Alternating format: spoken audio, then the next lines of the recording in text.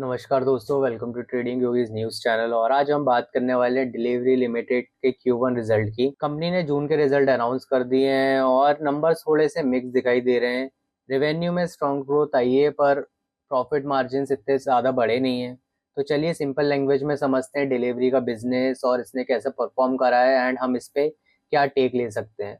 सो जितने भी लोग नए हैं इस चैनल पे वो चैनल को सब्सक्राइब कर लें और वीडियो को एंड में लाइक करके भी जा सकते हैं अगर इन्हें वीडियो पसंद आए तो। चलिए चलते हैं स्क्रीन पे और हम सबसे पहले बात करेंगे इसके बैलेंस शीट की। उसके बाद हम करेंगे इसका technical analysis on the chart also. चलते हैं सबसे पहले स्क्रीन पे और बात करते हैं इसके रेवेन्यू की। पिछले क्वार्टर में यानी Q4 में रेवेन्यू था 2800 करोड़ और इस बार इनका अप्रोक्सीमेटली रेवेन्यू रहा 2900 करोड़ के आसपास। मतलब सिक्वेंशियल बेसिस पे अप्रोक्सीमेटली 2.8% की ग्रोथ हुई है। और अगर हम बात कंपेयर करते हैं लास्ट ईयर के आसपास, तो लास्ट ईयर इनका रेवेन्यू था 2200 करोड़ के आसपास, जो कि ईयर ऑन ईयर बेसिस पे भाई 27% की ग्रोथ दिखा रहा है, जो कि काफी ज्यादा अच्छी मानी जा रही है। अब हम बात करते हैं टोटल इनकम की। तो टोटल इनकम इस बार रही इनकी 3000 करोड़।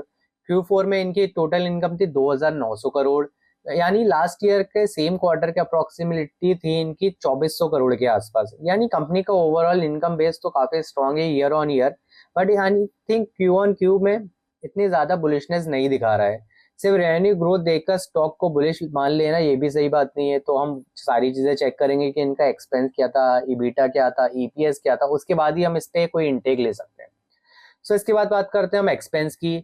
डिलीवरी का टोटल एक्सपेंस रहा Q1 में 3000 करोड़ और सबसे इंपॉर्टेंट एक्सपेंस था फ्राइट, हैंडलिंग और सर्विस चार्ज। ये एक्सपेंस अराउंड 2000 करोड़ था। लास्ट ईयर में ये था 1600 करोड़ के आसपास। मतलब एक साल में फ्राइट, हैंडलिंग और कॉस्ट की चार्जेस काफी ज्यादा बढ़ गए, जो कि 100% से ज्यादा हो गए। क्योंकि अगर मैं बात करूँ लास्ट ईयर की, वो था 1600 करोड़ और इस बार रहा 3000 करोड़ के आसपास। अप्रोक्सीमेटली 90% के आसपास उसका जंप हो चुका है, जो कि एक्सपेंस में, जो कि कोई भी कंपनी के लिए अच्छी मानी नहीं जाती है। इसके बाद हम बात करते हैं कि एम्प्लॉय बेनिफिट्स में भी थोड़ा सा इंक्रीज हुआ है इनका 429 करोड़, जबकि पिछले क्वार्टर में 333 करोड़ था। तो क्लियरली कंपनी का रेवेन्यू ग्रो तो हो रहा है, लेकिन साथ साथ में ऑपरेशनल कॉस्ट और एक्सपेंसेस काफी ज्यादा बढ़ रहे हैं। उसकी वजह से इनका प्रॉफिट इतना ज्यादा दिखाई नहीं दे रहा है। अब हम बात करते हैं प्रॉफिट की। प्रॉफिट आफ्टर टैक्स रहा है इस बार इनका 319 करोड़। अब कंपैरिजन करते हैं भाई लास्ट ईयर के हिसाब से, जो कि था 724 करोड़। मतलब क्वार्टर ऑन क्वार्टर बेसिस पे प्रॉफिट अप्रोक्सीमेटली 56% डाउन हुआ है, जो कि किसी भी कंपनी के लिए अच्छा नहीं माना जाता है।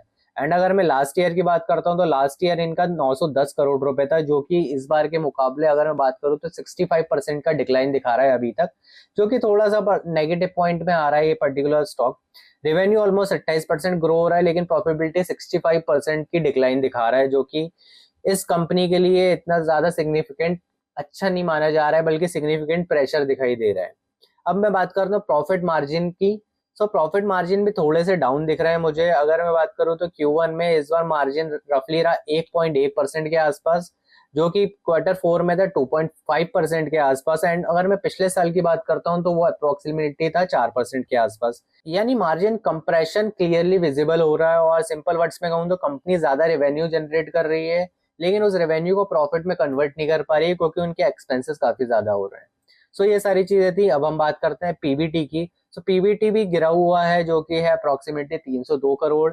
पिछले क्वार्टर में था 673 करोड़ एंड उसके पहले था 697 करोड़। तो यानी पीबीटी भी सिक्वेंशियली डिक्लाइन होते हुए हमें दिख रहा है।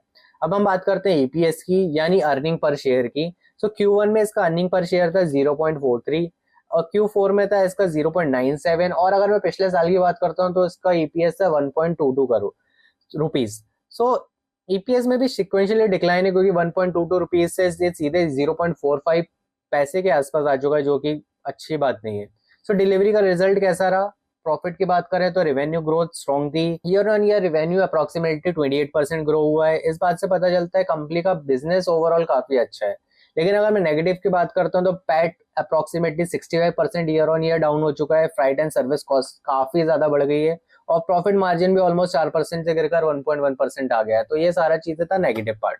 अब हम बात करते हैं भाई टेक्निकल चार्ट की। तो टेक्निकल चार्ट पे हम आ गए हैं और स्टार्ट करते हैं कि हमें इसमें क्या देखने मिल रहा है, अगर हमें अप ट्रेंड देखने मिल रहा है कि डाउन ट्रेंड देखने मिल रहा है। ये सारी चीजें हम टेक्निकल चार्ट पे अब डिस्कस करें। सबसे पहले बात करते हैं हम इसके हाई की।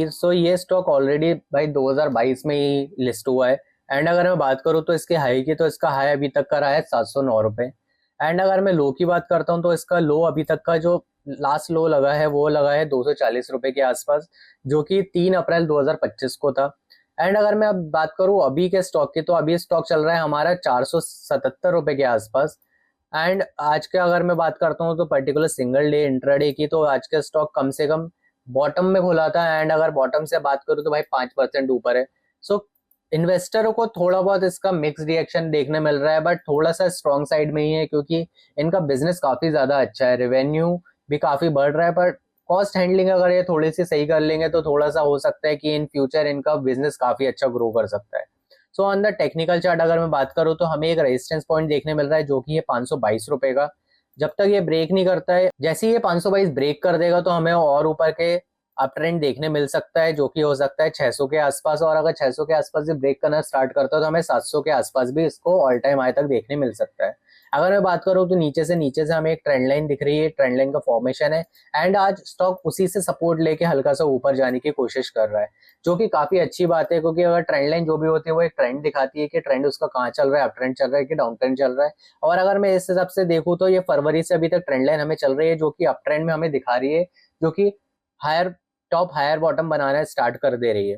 सो अब अगर हम थोड़ा सा और पास की वीकली की बात करें तो हमें एक 490 के आसपास एक रेजिस्टेंस देखने मिल रहा है। अगर ये ब्रेक करता है तो हमें 526 तक अप ट्रेंड दिखने मिल सकता है। सो दोस्तों ये था डिलीवरी का टेक्निकल एनालिसिस। एंड जितनी भी हम सारी चीजें ये सब बात कर रहे हैं, ये सारी चीजें एजुकेशन पर्पज के लिए, हमारा इसमें कोई रिकमेंडेशन नहीं है बाय और सेल करने का। एंड अगर जितने भी नए लोग हैं जो भी आए हैं, तो उन्हें कुछ डिस्कशन करना हो कोई भी पर्टिकुलर स्टॉक पे, तो वो हमें कमेंट में बता सकते हैं, तो हम उस पर एक बार डिस्कशन भी कर सकते हैं कि हम उसमें क्या कर सकते हैं। सो दोस्तों यही थी आज के डिलीवरी की Q1 रिजल्ट की कहानी। अब मिलते हैं किसी नई वीडियो में। धन्यवाद।